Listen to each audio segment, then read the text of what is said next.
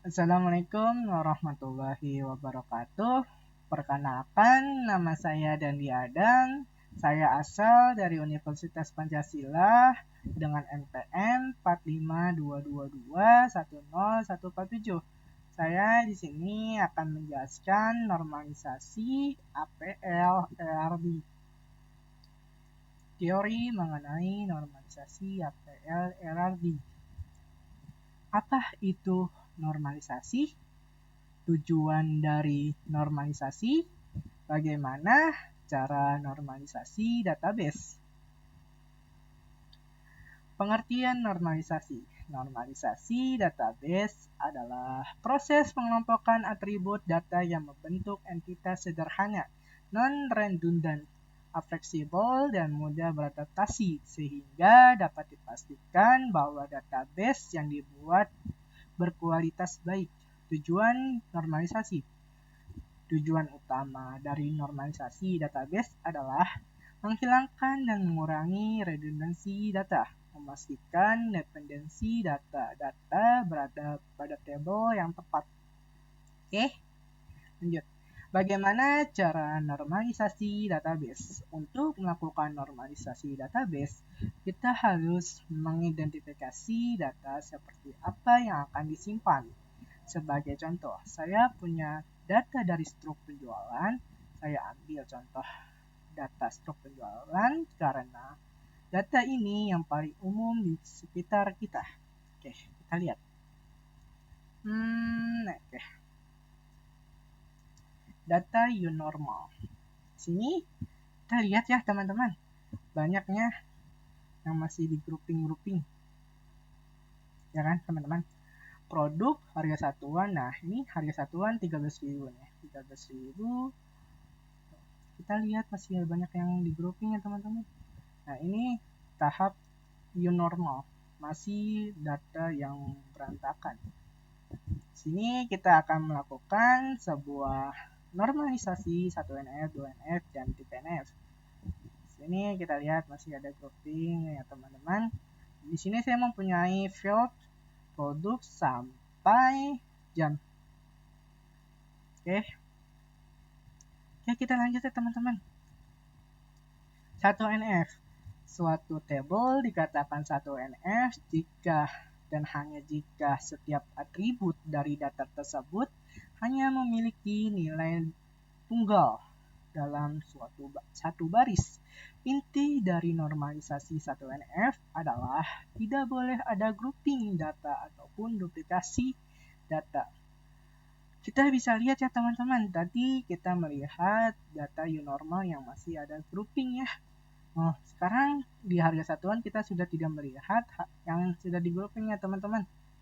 Oh, tidak di grouping ya kan. Di sini tanggal dan jam tidak di grouping, kembalian tidak di grouping ya, mempunyai data tunggal sendiri-sendiri ya teman-teman. Ini namanya field, ini namanya record ya teman-teman. Ini record. Ini field. Nah, kita akan melakukan table 2NF, normalisasi 2NF ini. Bagaimana ya teman-teman? Kita sama-sama belajar yuk. 2NF. Syarat 2NF adalah tidak diperkenankan adanya partial fungsional dependency kepada primary key dalam sebuah table. Apa itu functional dependency? Functional dependency adalah setiap atribut yang dalam sebuah table atribut yang bukan kunci non-key bergantung secara fungsional terhadap primary key.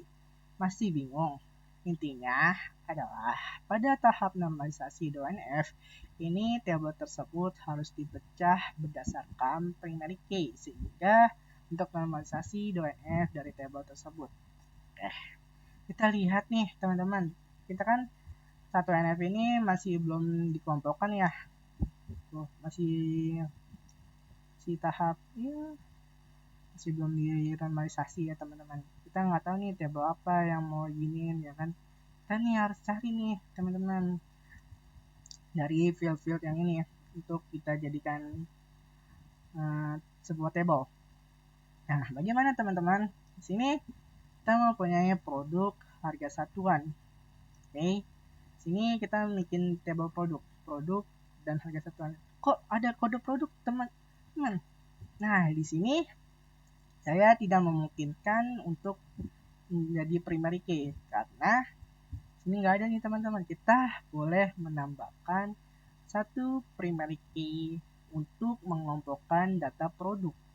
Misalkan kalau misalkan ada nih primary key itu tidak boleh ditambahkan ya teman-teman. Seperti NPWP. NPWP ini bisa loh jadi primary key. Nah, ini nggak boleh nih untuk ditambahin ataupun apa gitu ya kan.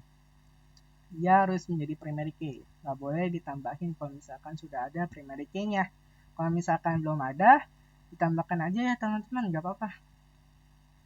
Oke, nih saya mempunyai table perusahaan. Nama perusahaan telepon. Nama perusahaan telepon. Nah, di sini kita sudah punya NPWP. NPWP sebagai primary key. Nah, kita nih nggak boleh nih nambahin kayak gini kode produk primary key-nya. Dia sudah mempunyai primary key-nya sendiri. Maka di sini nggak boleh ditambahin primary key lagi ya teman-teman. NPWP, nama perusahaan telepon. NPWP ini sudah dikelompokkan table perusahaan. Nama perusahaan telepon sudah dikelompokkan di table perusahaan. Oke teman-teman, sekarang kita cari lagi untuk table kasir.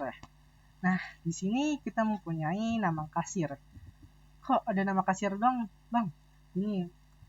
Nah, seperti yang saya bilang, kalau misalkan tidak memungkinkan ada primary key, kita boleh kok nambahin sebuah primary key lagi, karena itu memang khusus atau diwajibkan ada. Oke, sini saya menambahkan ID kasir. ID kasir ini kan tidak ada di suatu kolom ya teman-teman. ID kasir. Nah, sini saya mempunyai nama kasir doang. Nah, saya tambahkan ID kasir di sini. Oke.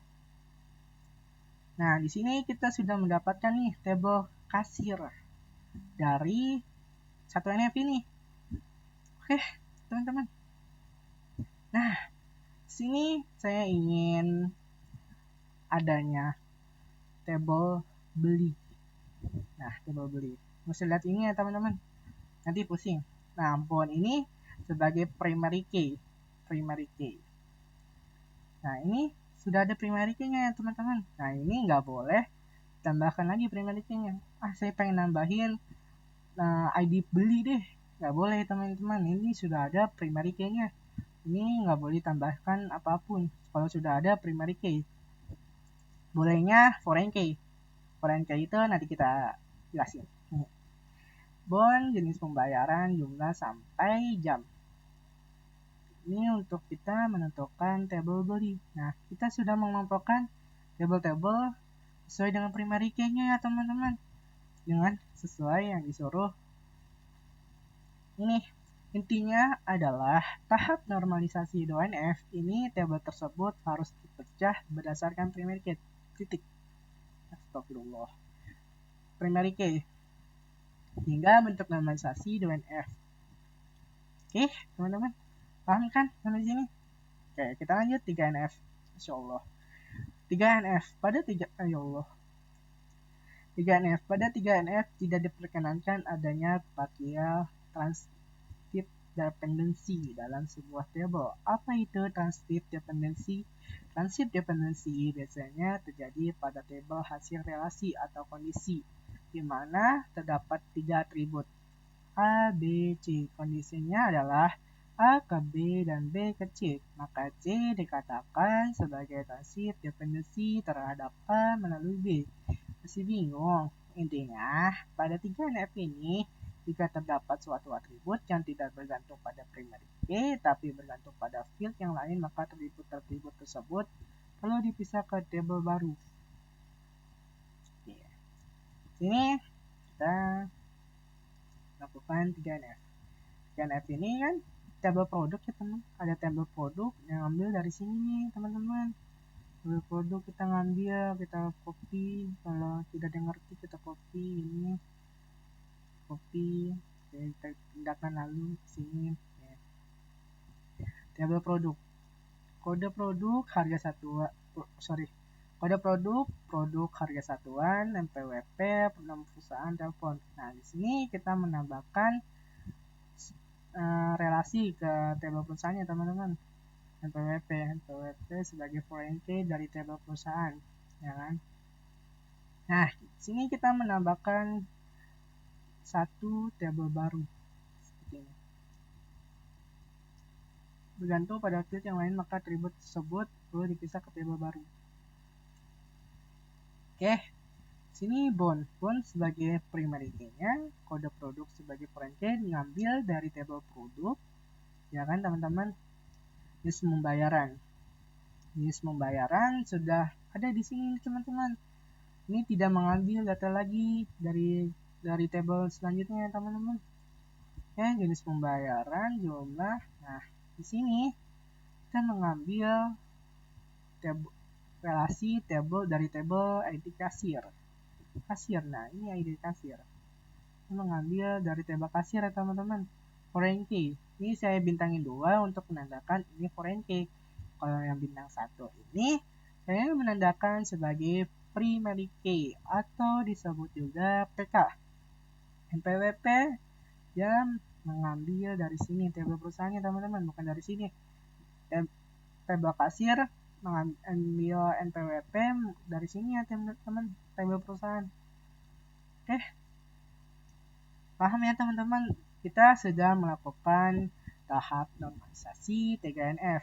Tadi 1NF itu tidak ada grouping ya teman-teman. Nah, 2NF ini berdasarkan dari primary key. Nah, 3NF ini kita menyambungkan relasi dari tabel 1 ke tabel lain. Itu ya teman-teman. Dari tabel 1 dari A, B, C dan C, dan maka C dikatakan sebagai transitive dependency terhadap A melalui B. Ini kan kita kan punya beda ya dari apa yang dicontoh ya, A, B, C, berarti D ini, maka D ini dikatakan sebagai transitive dependency terhadap A, B, dan C. Oke, teman-teman, paham kan sampai sini normalisasi? Oke, masih ada dong banyak. Itu APL dinamai menurut buku A Programming Language. Ini nama panjangnya APL ya teman-teman. Programming Language adalah bahasa pemrograman yang dikembangkan pada tahun 1960-an oleh Kenneth Iverson. Tipe data pusatnya adalah array multidimensi. Ia menggunakan sejumlah besar simbol grafik khusus untuk mewakili sebagian besar fungsi dan operator sehingga menghasilkan kode yang sangat ringkas. Ini telah memberikan pengaruh penting pada pengembangan pemodelan konsepnya teman-teman ya. Nah, APL itu kayak gimana sih? Kita lihat di sini ya. Sebentar. Oke. Sini saya mempunyai tabel APL. Oke. Nah, sini tabelnya teman-teman, tabel kasir yang kita tadi bikin di sini nih. Kasir, produk, nah, perusahaan, beli, ya kan? Kasir. Ini kita mempunyai kasir, produk, perusahaan. Ini tabel manajemen usernya teman-teman. Sini inputnya nih kasir, produk, perusahaan, ya kan? Nah, di sini outputnya nih info kasir, info produk, info perusahaan. Oke. Nah, sini login ya. Sini seperti saya bilang nih inputnya login dan sini outputnya nih info login. Oh, oke. Manajemen user. Sini saya melakukan sebuah, ini table master ya teman-teman, master. Oke, sini ada kasir, produk, perusahaan. Seperti yang saya bilang, input. Ini output. Nah, di sini saya punya pengelolaan penjualan. Di sini berarti di sini inputnya jual. Seperti perusahaan saya beli di perusahaan. Nah, misalkan saya mempunyai perusahaan yang itu. Nah, saya menjual kepada konsumen-konsumen lainnya. Jadi, menurut logika seperti itu, jual. Di sini info jual. Yang jual ini perusahaannya, teman-teman, bukan kita yang jual. Info jual. Nah, di sini terdapat output laporan jualnya. Oke. Sampai di sini paham ya, teman-teman, APL itu? Oke, kita lanjut. Ya, teman-teman. Oke. ERD, Entity Relationship Diagram. Apa dan bagaimana cara membuatnya? Basis data atau yang sering disebut database adalah kumpulan informasi yang disimpan dengan rapi dalam komputer. Tujuannya adalah agar informasi tersebut dapat dicari dan diperiksa dengan mudah melalui program komputer ketika dibutuhkan. Saat mendokumentasi data atau proses menjadi database, memahami sistem tersebut bisa ditingkatkan dengan melihatnya dari beberapa sudut pandang untuk menjadikan database struktur dan rapi. Diperlukan Entity Relationship Diagram (ERD). ERD adalah model yang membantu menyusun database dengan menggambarkan relasi antar data yang akan didesain. Oke. Sini saya mempunyai istilah dan komponen penyusunan. Masya Allah. Istilah dan komponen penyusunan ERD.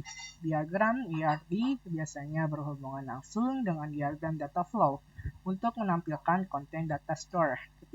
Ketiga, hal tersebut dapat membantu memvisualisasikan bagaimana data saling terhubung dan berguna untuk mengonstruksi basis data relasional saat kamu ingin mulai membuat ERD.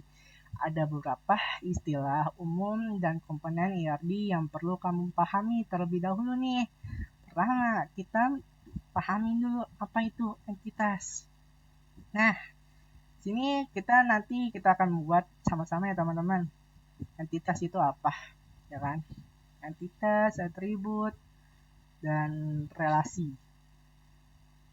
Entitas dalam database merujuk pada objek atau konsep yang memiliki data yang disimpan dan dikelola. Entitas ini dapat berupa objek fisik seperti orang atau barang, maupun konsep seperti peristiwa atau konsep bisnis. Setiap entitas memiliki atribut yang mempresentasikan karakteristik atau informasi yang terkait dengan entitas tersebut. Dalam konteks Entity Relationship Diagram ERD, entitas diwakili oleh suatu persegi panjang dan atribut diindikasikan di dalamnya. Masih bingung kan, teman-teman? Kita baca dulu ya. Oke, atribut. Komponen kedua dari ERD adalah atribut. Setiap entitas pasti mempunyai elemen yang disebut atribut yang berfungsi untuk mendeskripsikan karakteristik dari entitas tersebut. Atribut kunci merupakan hal pembeda atribut dengan entitas. Gambar atribut diwakili oleh simbol elips dan terbagi menjadi beberapa jenis. Oke. Maaf, saya memastikan lagi. Oke, sudah direkod. Jenis-jenis atribut. Atribut kunci. Oke. Atribut yang digunakan untuk menentukan entitas secara unik. Contoh, NPWP. NPWP ini kan pasti NPWP itu berbeda-beda ya, teman-teman. Nah, NIM juga pasti akan berbeda-beda. Nomor induk mahasiswa kan nggak mungkin kan. Kalau misalkan mahasiswa dengan NIM yang sama, masa iya kita sebagai dosen memanggil NIM yang sama? Kan itu kan nggak mungkin. Itu bisa dijadikan unik NIM dan NPWP. Ada banyak hal lain ya, teman-teman, yang unik-unik. Yang unik ini biasanya kita sebut primary key, atribut simple, atribut bernilai tunggal yang tidak dapat dibaca lagi atau unik. Contoh alamat, tahun terbit, buku, nama terbit. Atribut multinilai, multi-value atribut yang memiliki sekelompok nilai untuk setiap entitas instan. Contoh, nama beberapa pengarang dari sebuah buku pelajaran. Atribut gabungan composite. Atribut yang terdiri dari beberapa atribut yang lebih kecil dengan arti tertentu. Contoh, nama lengkap yang terbagi menjadi nama depan, tengah, dan belakang. Atribut derivatif, atribut yang dihasilkan dari atribut dan tidak wajib ditulis dalam diagram IR. Contoh, usia, kelas, selisih harga. Oke, relasi. Insyaallah. Relasi, hubungan antara sejumlah entitas yang berasal dari himpunan entitas yang berbeda. Gambar relasi diwakili oleh simbol belah ketupat. Relasi juga terbagi menjadi beberapa jenis. One to one. Setiap entitas hanya bisa mempunyai relasi dengan satu entitas lain. Contoh, siswa dengan nomor induk siswa. Nah, itu satu gitu ya. One to one. Jadi bacanya gini teman-teman. Satu siswa mempunyai nomor induk satu siswa. Itu kita belah ketupat mempunyai ya teman-teman. Satu siswa mempunyai satu induk siswa. Oke. One to many. Hubungan antara satu entitas dengan beberapa entitas dan sebaliknya. Contoh, guru dengan murid dan sebaliknya. Oke. Misal, guru on, murid mengajarkan banyak murid. Jadi bacanya gini teman-teman. On, satu guru mengajarkan banyaknya murid. Tuh. Atau sebaliknya, many to one. Banyaknya murid diajarkan dengan satu guru. Begitu ya teman-teman. Bacanya many to many. Setiap entitas bisa mempunyai relasi dengan entitas lain dan sebaliknya. Contoh, siswa dan ekstrakurikuler. Kan siswa kan banyak ya teman-teman. Ekstrakurikuler juga pasti banyak dong, misalkan futsal, berenang, atau silat, karate. Dan itu siswa pasti punya banyak 3 atau ini 3 ekstrakurikuler ya teman-teman. Nah, kita sudah membuat ERD-nya, Entity Relationship Diagram. Nah, ini bagaimana sih Bang cara bikin kayak gini Bang? Biar kita tuh rapi gitu, saya pengen perfeksionis. Oke, kita bikin bareng-bareng deh. Oke, kita bikin bareng-bareng ya teman-teman. Sini, saya mempunyai, tulis saja ERD plus. ERD plus. Nah, sini karena saya sudah punya akun, wait. Kita lockout dulu ya teman-teman. Kita try it. Kalau misalkan males pengen yang tanpa masuk akun dulu, try it. Kita masuk try it. Sini kita mempunyai entity. Entity pencet dulu ini. Nah, kita nama entity-nya apa ya teman-teman? Kasir. Nah, tadi kan kita banyak ya lihat atribut gitu ya kan. Bentar.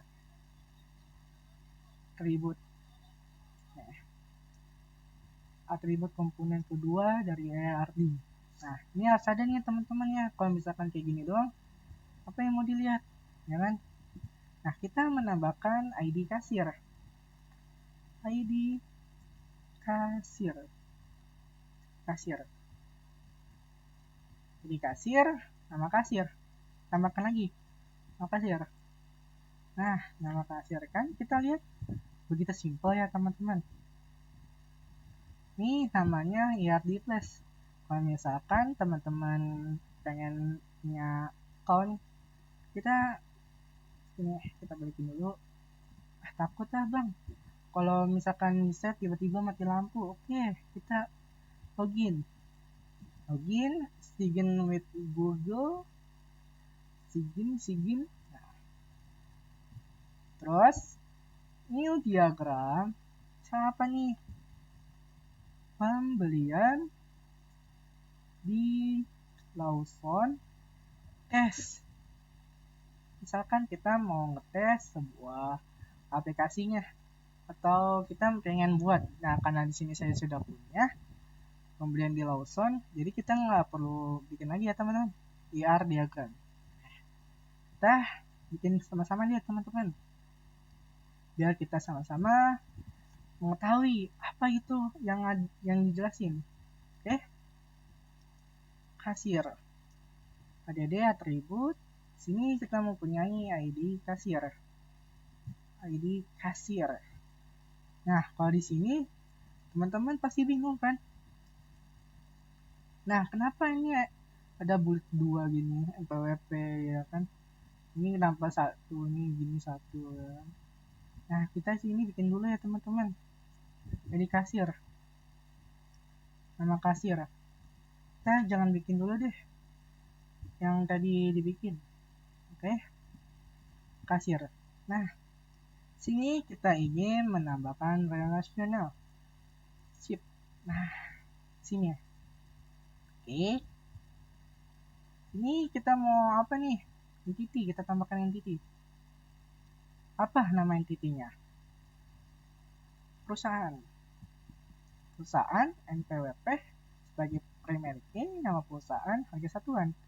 Nah, NPWP di sini perusahaan. Perusahaan kita tambahkan atribut NPWP sebagai unit. Kita tambahkan lagi atribut. Apa nih? Nama perusahaan. Nama perusahaan. Nah, nama perusahaan ini primary key enggak? Atau unit enggak? Atau foreign key enggak? Enggak kan? Nama perusahaan ini dia tidak bisa primary key ya teman-teman. Karena nama perusahaan pasti ada yang sama ya. Oke. Nama perusahaan. Sini kita nggak mungkin banget kita tambahin primary key lagi ya teman-teman, karena di sini punya NPWP sudah ada. Sini nomor telepon. Telepon. Nah, telepon. Nah, kita mau konekin si kasir ini ke perusahaan. Set. Nah, oke. Dia otomatis ya teman-teman, saya tidak itu. Oke. Bacanya gini teman-teman. Nah, kan gini, kan nggak ada ya sini ya. Sini relational ship, kita pencet. Sini apa nih? Teman-teman mau apa? Satu kasir dimiliki satu perusahaan. Seperti kan? Dimiliki. Berarti one to one. Masya Allah. One. Ini di sini kasir. Sini perusahaannya. Oke. One to one. Satu kasir dimiliki satu perusahaan. Oke ya teman-teman. Oke. Nah, sini kita mempunyai entity. Entity lagi nih teman-teman. Nama entity-nya beli. Beli sesuai yang ada di table saya nih. Sorry, kita buka lagi. Beli sini one. One sebagai primary key, jenis pembayaran, jumlah. Oke. Oke teman-teman. Kita tambahkan ID atribut. Nah, biar rapi. Berapi. Kita kan mau rapi ya teman-teman. Bond. Bond di sini sorry. Bond unik kan, primary key. Oke. Nah, apalagi teman-teman? Jenis pembayaran.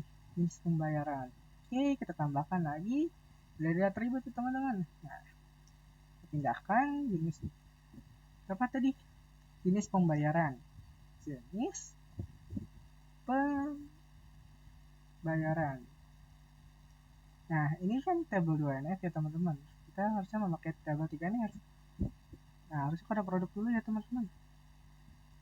Kode produk ini jangan ambil dari sini di table produk. Nah, itu nanti kita jelasin. Kita jelasin lagi nih. Ini pembayaran. Sekarang jumlah. Bertahap ya teman-teman. Supaya kita tahu alur prosesnya. Tadi apa? Jumlah. Oke, jumlah. Jumlah ini enggak primary key ya teman, pasti ada yang sama ya. Oke, jumlah. Ini ada data atribut. Ini kita bikin apa nih? Harga total. Harga total.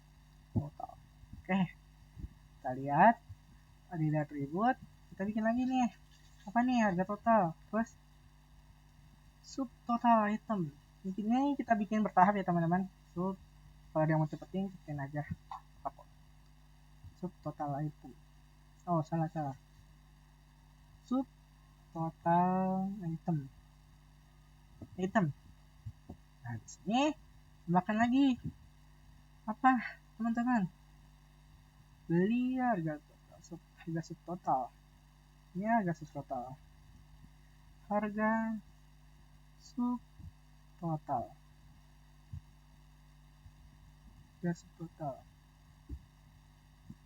Subtotal item, harga subtotal. Harga total, subtotal item, harga subtotal. Oke.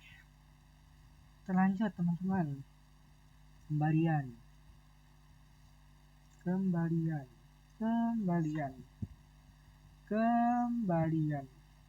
Oke.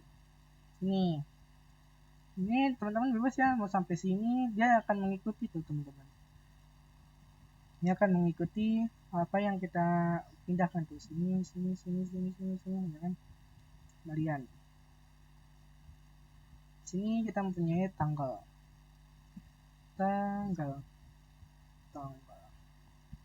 Masya Allah. Sorry. Kenapa ini yang beli?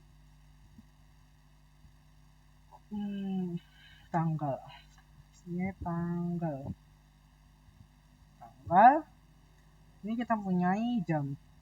Sini kita mau tambahkan atribut jam.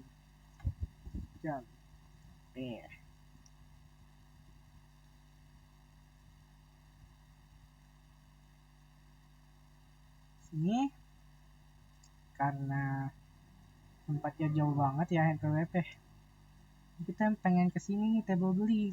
Gimana caranya ya teman-teman supaya kita bisa menghasilkan 3NF kayak gini? Kan 3NF kan table kasirnya ada 2 ya, primary key-nya.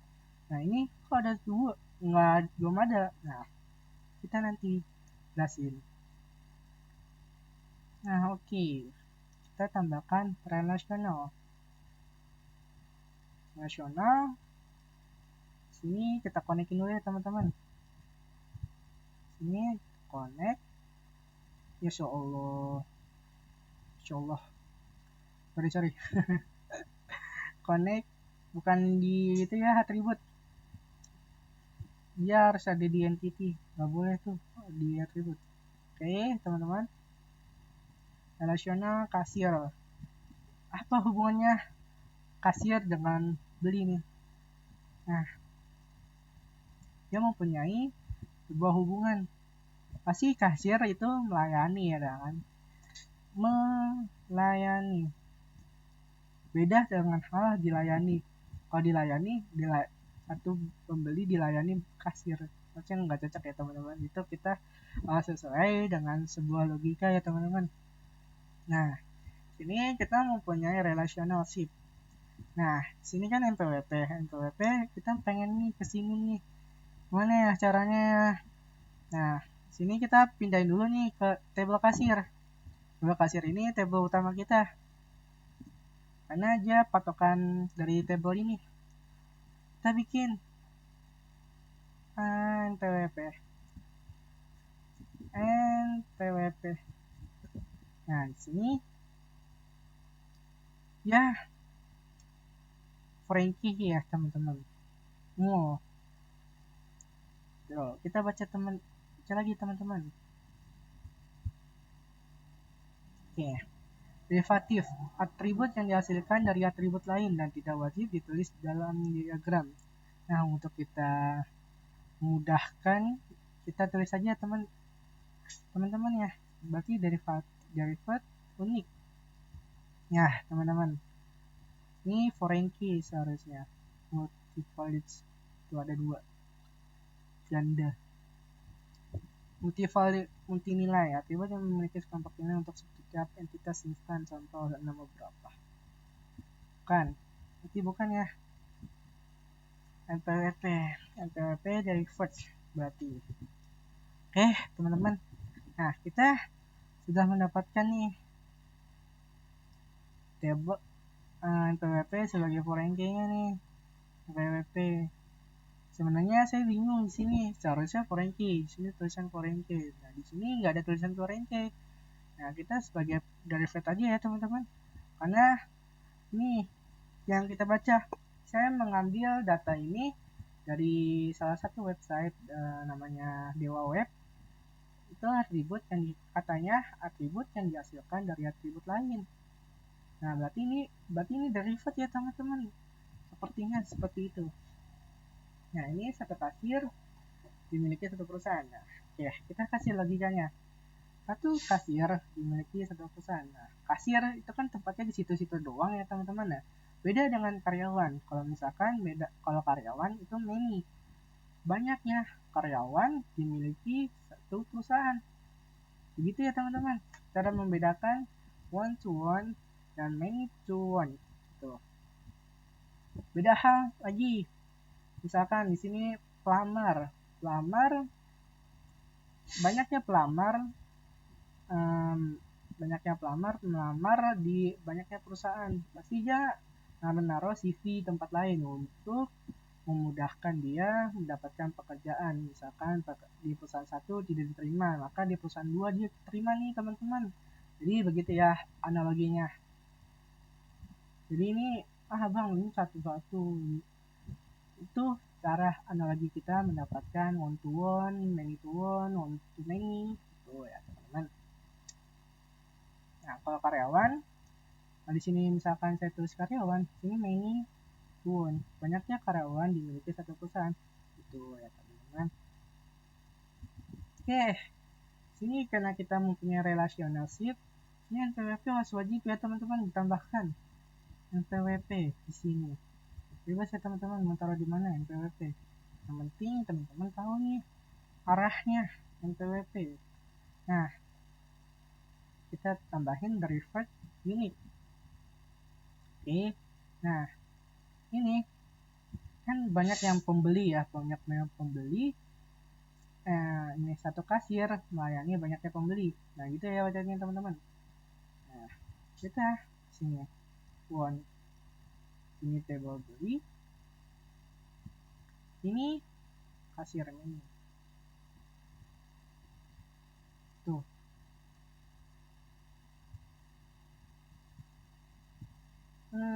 Gini bacanya harusnya, teman-teman ya. Sini kita sesuaikan nih kasir sama kasir. Kan kasir di sini. Ini kebalik ya, teman-teman. Seharusnya banyaknya pembeli melayani satu kasir. Nah, atau dilayani aja ya, teman-teman, dilayani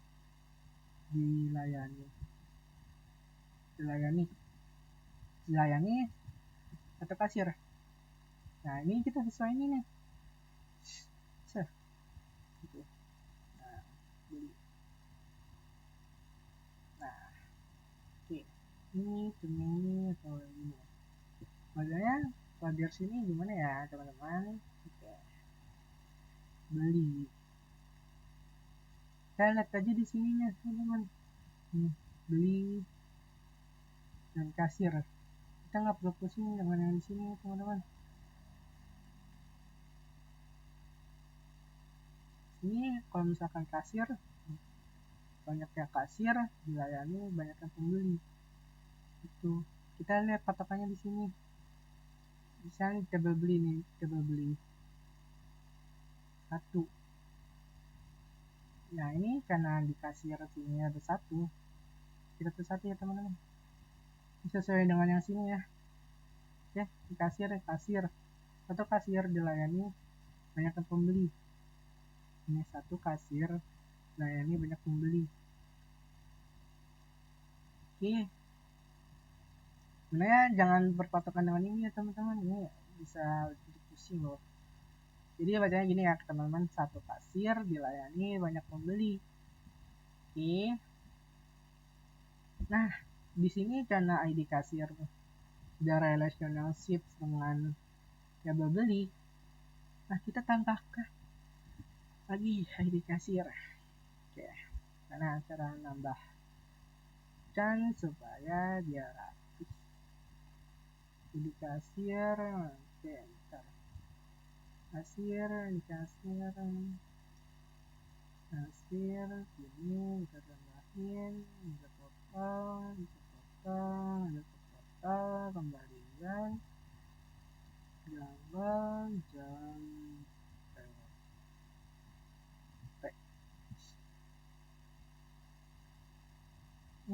toh gini, coba kita lihat contohnya kita. PVP. Sini. Oke, tambahkan lagi tabel produk. Sini tabel produk. Oke, tadi lihatnya teman-teman, kita sesuai dengan yang sini ya. Banyaknya pembeli dilayani satu kasir. Ini ya, kita baca di sini ya teman-teman. Ini. Oke, produk. Jadi atribut apa di Excel kita? Tadi apa? Produk ya. Produk. Nah, ini kode produk nih teman-teman. Kode produk kan unik ya teman-teman. Kode produk unik. Oke, kode produk ini kita sebagaikan primary key. Oke ya teman-teman.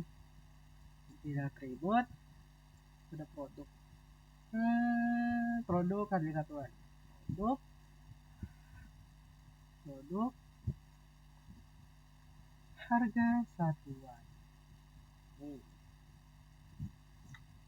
Harga satuan. Ya, ini nama fieldnya teman-teman. Nah, ini tabelnya nih, tabel produk. Tabel produk. Oke, jangan clear ya teman-teman.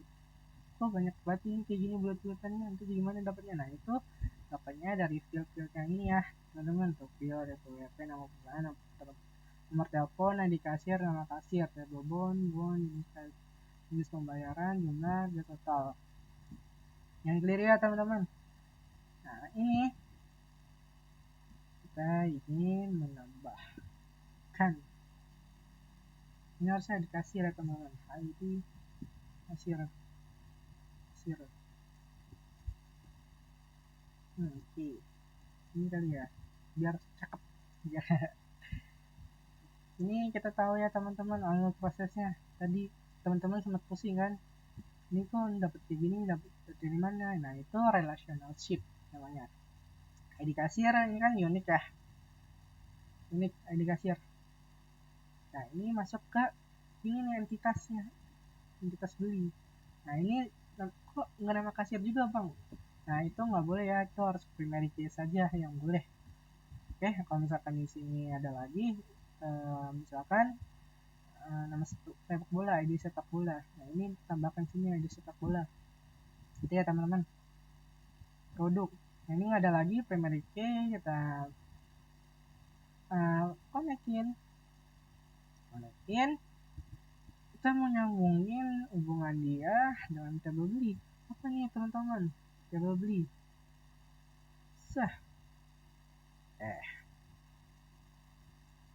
Oke teman-teman, relationship.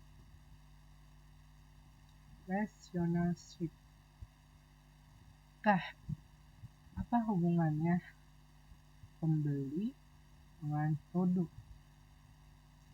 Nah, pastinya dia memiliki banyak produk. Jadi ini ya teman-teman, memiliki banyak produk. Menu. Nah, di sini banyaknya produk dimiliki atau memiliki banyaknya pembeli. Atau baca yang gini teman-teman, biar nggak pusing. Banyaknya pembeli memiliki banyaknya produk. Atau di sini kita memiliki banyaknya pembeli memiliki banyaknya produk. Oke, paham teman-teman kan? Nah, di sini seperti yang saya bilang, kode produk sini ada nih primary key, makanya kita wajib menambahkan primary key-nya supaya tidak menghalang kode produk. Kode produk unique derivative. Jadi derivative ini kita ngambil data yang sesuai ini ya teman-teman, karena dia harusnya foreign key. Nah di situ nggak ada tulisan foreign key, jadi kita patokannya sebagai atribut derivatif, atribut yang dihasilkan dari atribut lain. Itu sepertinya foreign key ya teman-teman. Kode produk, maaf ya kalau misalkan saya ada kesalahan. Ini murni banyaknya pembeli memiliki banyaknya produk. Oke, bacanya gitu ya teman-teman. Oke, semua sudah terkonek. Dan ini kita sudah mendapatkan data 3NF nih ya teman-teman. Data 3NF. Bond, kode produk, jenis pembayaran, jumlah, kesatuan, jika di kasir, NPWP. Di kasir kita memilih ya, delivered. Jadi bacanya gini teman-teman, bond, kode produk, jenis pembayaran, jumlah, total, seputar, sampai NPWP. Oke, sekarang kita sudah mendapatkan entity relationship diagram. Nah, sekian dari saya, Taufik Hidayah. Assalamualaikum warahmatullahi wabarakatuh. Saya akhiri dengan semangat terus, jangan pantang menyerang, belajar dari luar, jangan mengandalkan belajar dari dosen saja, karena itu akan menghambat kreativitasmu. Kita harus sesuai dengan apa yang kita mau dan apa yang kita sukai. Jangan terlalu mengikuti arus pembelajaran dari orang lain, karena kita akan kesusahan dalam belajar kalau kita mengikuti arus pembelajaran dari orang lain. Atau kita sekali kita belajar sesuai dengan apa yang kita mau. Misalkan kita pengen belajar program Java. Nah, saya kebetulan lagi suka program Java, maka saya akan belajar program Java. Jadi misalkan orang lain belajar API, belajar Laravel, program banyaklah, itu kita jangan terlalu mengikuti teman-teman yang lain, nanti kita akan terjebak di dalam informatika, karena itu informatika ilmunya luas dan tidak mudah terlalu dipahami. Jadi itu butuh proses kayak gini teman-teman. Nah ini kan kasir ya, beli satu kan, belinya banyak kan, jadi kasir kan satu, jadi gitu ya teman-teman. Jadi kita tahu nih alur pembelajaran kita sampai mana, jangan terlalu mengikuti dari orang-orang. Nah, saya tutupi dengan kalimat Assalamualaikum warahmatullahi wabarakatuh. Bye bye. Nah.